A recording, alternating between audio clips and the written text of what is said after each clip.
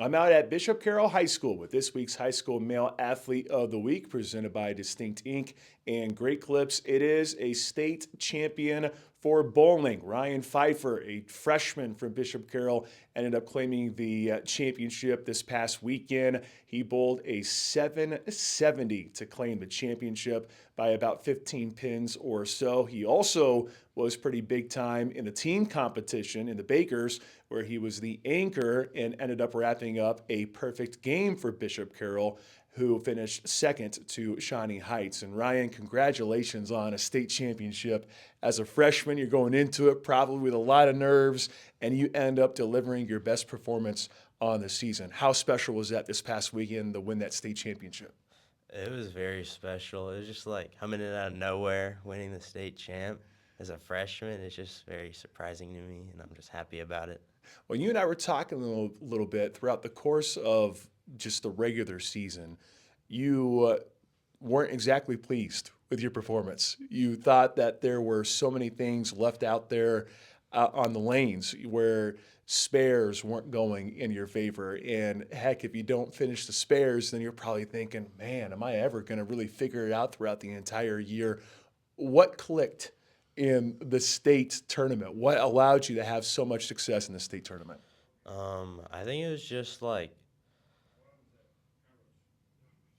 um, probably just like I just had a good mindset going into it. Just try to do good, make good adjustments, try to find a line with the most miss room. If I can miss left, miss right, and it can still come back, that's how I went into it. That's a pretty easy strategy to me. Just go in there with a better mindset because I feel like you look at bowling, everyone just assumes you just pull back the arm and just let the bowling ball fly, but that's just not how it works. There's so much more science to it, and I feel like it's such a mental game. At what point throughout the course of the state tournament did you think, all right, I'm in good shape. There's a legit chance that I'm going to get the job done here today. It was probably around like the middle of like the third game because I had like the first frame went well, then like the next couple three frames after that I didn't do great, but then I just started striking and striking and striking, and that just kept happening. I was like, if I would like strike out right here, I'll do pretty good. What was the moment like when it was final and you're like, I did it. I got it done. What was the initial reaction from you? Did you run over and hug the coach? Did you hug your teammates? What was the emotion like? What'd you do as soon as you found out that, all right, this is it? I ended up winning the thing. I kind of was just sitting there and I was just like overwhelmed. So like didn't know what was going on. I wasn't expecting to win. I was expecting like someone to just come out of nowhere, bowl like really good from like across the bowling alley, and so I just like was super surprised. Is that the other part that makes it so nerve wracking? Is you're done. Let's say you're on lane 16 and there's someone over there on lane one, and you're like, what are they doing? Are they close? Does that make it more nerve wracking? Yeah, I was on lane like 40 something, I think like 42, and I knew like I know a lot of the bowlers there, and like I know like on the left side, like around 10 and all that, there's some like really good bowlers that bowl. Like this one kid, he bowled like 818 over the like normal season, and I was like, shoot, So you're definitely thinking, 770 is not going to be yeah. enough. That's what you're thinking. You're thinking worst case scenario. Turns out you ended up winning the whole darn thing, which is really exciting. And then when you get to for the Baker competition, fifth and 10th frames, you're the anchor. And fifth frame, you're thinking, all right, we're doing pretty good, obviously. Another strike, or no big deal. You get to the 10th frame, 300 is still very much on the table. So, what was your mindset going into the final frame there? So when I when we were in like the eighth frame, I was kind of hoping the ninth frame the dude before me wasn't gonna strike because it'd be less pressure on me. And when he struck, the first shot in the 10th frame, I wasn't that nervous. And then after each shot, I just kept getting more and more nervous. And then on the final shot, I like hit the pocket well. 10 pin still stood, and then everyone was like sad. And then a pin slowly rolled and like hit it and knocked it over. Then everyone like ran at me. So there was some dramatics that Yeah. came with it. It wasn't just a pure boom knockdown. There go the 10 pins. Mm-hmm. Oh my gosh! Wow. So I bet that was a thrilling feeling to have you get mobbed like that to wrap up a collective 300. How special was that moment for you? It was pretty special, especially for our seniors, because it's gonna be like their last time bowling, and so I'm glad they could end it on that. Well, from a team aspect, you obviously didn't win the team title, then with the Shining Heights, but you still finished second. You mentioned the seniors mobbing you. This is their final go around. The fact that you were able to send them off with at least a second place finish at the state tournament, how great was that from your vantage point, and how special was it to have that moment with the team? It felt really good because like the past years they haven't done great at like state, and so like the one year they do good is their final year, and I could help them with that. Everything came together. It's a pretty special moment when a freshman can help out seniors. What's that aspect like when you have seniors who've been doing it for a while welcoming in a freshman? That could be a little challenging at times. But how special was the bond this year for the team? The fact that you all were together, and certainly the seniors welcoming in a freshman, going, "Hey, this Ryan guy's pretty good. Hey, keep it up." Like as you mentioned, the struggles throughout the course of the year.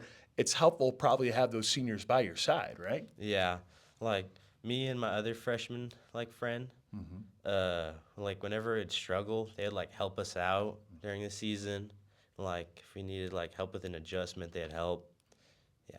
Yeah. All right. Well, let's talk about your life and how you got into bowling. So why bowling? When did you get started first bowling?